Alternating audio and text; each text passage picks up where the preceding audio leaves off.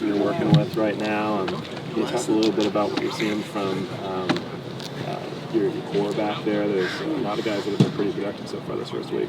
Well, it's been a lot of fun seeing them push each other, challenge each other, and trying to grow. That's the biggest thing, is that everybody knows that we all got to grow out there, and I've kind of let them know from spring, right, and definitely moving forward in camps that we don't rely on the entire room. We're not just relying on one person out there. So everybody's got to hold your weight. And that was one of the things that Byron Carwell was actually just talking to the young guys about holding up their end of the bargain with us, So it's been a lot of fun seeing those guys all take strides in different directions, seeing guys Jet continue to grow in the pass protection, right? Seeing Byron growing in the pass protection, seeing Jamal Wiley get downhill a little bit on some things over there. So it's been a lot of fun seeing these guys just slowly but surely take the next step. Jamal's the new guy in the room, and he seems to bring a combination of power and a little bit of burst out there. Can you talk about what you see out of him? Well, when we, started targeting Jamal and looked at him as a guy that we wanted to get into our program, we knew that he was a guy who could get downhill, right? And, so we get him here this summer, and he's, about 215. He's probably like 223, 224 right now. Coach B and his staff did a great job working with him this summer. Still got to kick some of the freshmen out of him a little bit, but, he gets downhill. Guys don't want to step in front of him. Guys do not want to get in front of him. He's a load, right? He's a Texas cowboy. Now, he is a legit cowboy, right? Coming here wearing the cowboy hat, the boots, the whole nine, right? So he's a great kid, and he's going to get downhill on you, and don't step in front of him too often. He's going to make you make a business decision.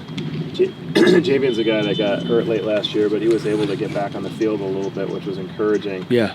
He looks bigger and stronger. He came back in spring kind of that way, and he doesn't seem to have lost much of a step. Can you talk about what you see out of him, too? Well, again, big credit to our performance staff and Coach Brian Johnson and the work that they've done in there. They got the kid up to 190, 192 pounds, right? So, he's put on significant weight since the end of last season. And, part of that in the weight room and out here training with the guys, you start to build a little bit more confidence to you, right? And so for him, it was kind of like, hey, we're going to get you back on the bike, right? Yeah, you fell off the bike, right? You got a little kid, and the first time to ride the bike, they fall off, and mom's running out, the world is ending, right? No, get back on the bike. Right, get back on the bike, get to pedaling, let's go. Give him a little push, all right, give him a little sense of confidence. You're yelling, kind of running next to him, and then you go in. And that's what we've seen with Jet, right? He's back on the bike, right? Got bigger, got stronger, stayed just as fast, right? He's still hitting 22 miles an hour on the GPS, right? So he hasn't lost a step, and as we've told these guys again and again, the stronger you get, the faster you get. And he's showing it. He's had some great camp, some great runs in camp. Looking forward to seeing him continue to grow as a player. I think he had 5 runs of 20 or more yards in one practice earlier this week. Yeah. Is that building his confidence? Definitely. He and I sat down and had a talk probably midway through spring ball. He didn't feel like he was having a good spring. And it's like, no, you're doing fine. Let's look at some tape. Let's talk about it. And we re-echoed those things after our second practice. And he's just been ripping them. That was the same thing. You go look at the last 6 practices of the spring, ripping off runs. That's who he is. That's why he has that nickname, the Jet, right? Because he can go, right? And so it's just a matter of getting over little hurdles, right? The injury last season, right? Kind of a little setback there. Hey, you're a small guy. No, you're not a small guy, right? You're just built different. But if they can't catch you, they can't touch you. That's what it is for us. So we're just going to keep pushing him and keep growing him. You mentioned getting some of the freshmen out of these guys. Have you got a sense that there's maybe some things that they have to kind of work on? I know there's always talk about head spinning, for freshmen this time of year. How much have you got that sense with your young guys? Well, the volume of information that you're going to get in any college program is going to be night and day over what probably 90% of high school teams are doing, right? And it's no disrespect to what high school coaches are doing. We have a lot more time to do this part of it, and you have a number of tremendous high school coaches with tremendous systems, but we put some more detail into something. So it's a new adjustment, right? They're coming from King in the Hill at their high school to all of a sudden you're just another guy in the room. Hey, wait, I have to clean the tables. Wait, I have to wipe the boards off.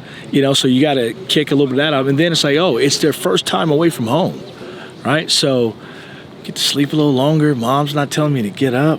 Hey, I can stay up. a little later, and so we got to kick a little bit of the freshman habits, right? They haven't had to go to a bunch of position meetings. They went to position meetings, but they haven't went to 3 position meetings in one day where you're required to take notes, right? Go to a special teams meeting where you're required to take notes. Go to a team meeting where you're not only hearing football, but you're getting life lessons from Coach Wilcox as well, which, again, you're required to take notes. So getting them to understand in the process of how you do things at your place, in particular how we do things here, right?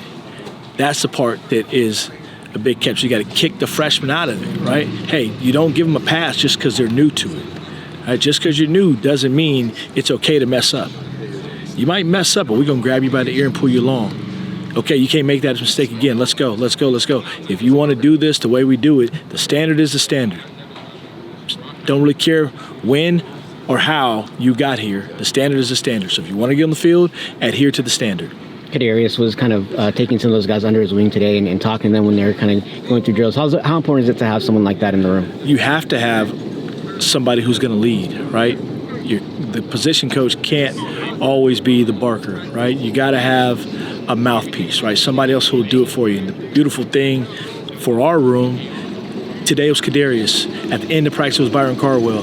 Last night in meetings, it was Jade Knott. The day before, it was Javian Thomas, right? The day before that, it was Dean Taylor Chapman, right? So everybody is doing it because they all know, hey, they were all freshmen. And one thing we do in the running back room here at Cal is we lead our young. We teach them. Right? We're not going to leave them just to figure it out. We're going to bring them along, kicking and screaming, but they're going to come along. Byron's pretty far removed from that injury now. It looks like he's got a certain look about him. I mean, how would you describe his camp so far?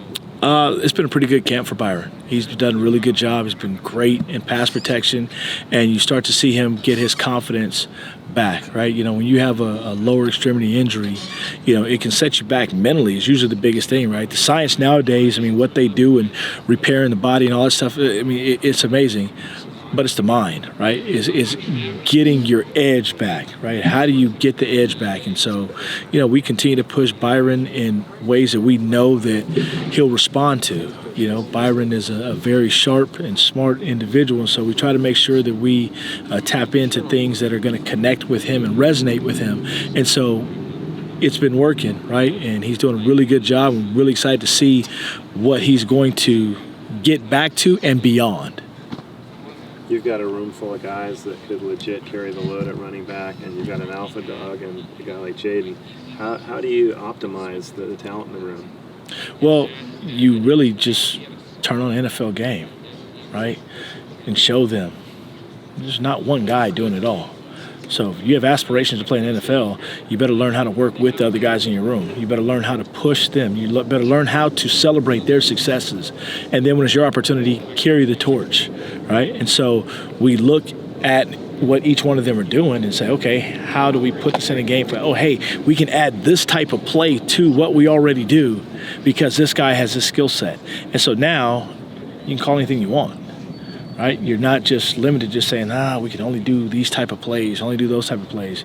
You have so many different skill sets that you find a way to get them on the field, right? And when you have good football players with a versatility and skill set, your team only becomes better as long as they can retain it mentally. And that's what we push to do, and that's what we can go back in here and do tonight when we're done. We're going to get back on the board, get back on the film. We're going to turn on some NFL tape. We're going to study it up, and we're going to come out ready to go tomorrow. You and Coach Blesh had input in the offense last year, and you're back again this year, but Coach Blesh is the one running things. Have there been any tweaks to what Cal fans saw on the field last year, what we're going to see this year? What I think you'll see more of, points, right? What we'll do schematically, we got Coach Gilbert on staff now, Coach Blesh calling it. We all bring different stuff to the table. We've all had various offensive backgrounds that we respect and understand the opinion and the input. And so if we got something that's going to help, we do it. So, yeah, you're going to see some different stuff, but I can't give it all up now. The points is what it comes down to. Hey, I'm going to give you some points, and that's about it. Anything else, you got to buy you a ticket to come sit in this bad boy. And guess what? I'll high-five you. You're a new season ticket holder, meet me in the tunnel. But you better be a season ticket holder, though. You ran through drills a little bit there. Do you still have a couple plays left in you? No. I got one play, only one. And to be honest, I hurt my foot earlier in camp. And so today was the first time that I actually went through a drill, and my foot is killing me right now. So I'm on my way to the ice bath for this one. But I wear cleats every day to practice, right? It's just what I do, right? Why do I wear cleats? I have to be able to show these guys at least one drill. If I can't do the drill, honest truth, I can't do the drill, stop coaching. Stop coaching. It's just what it is, because I don't need them to believe that I can still do it, but if I can do it, they damn sure can. They damn sure can. If I can't do it, if I have to only use my words, I do get paid for my words, but I got to be able to show them too.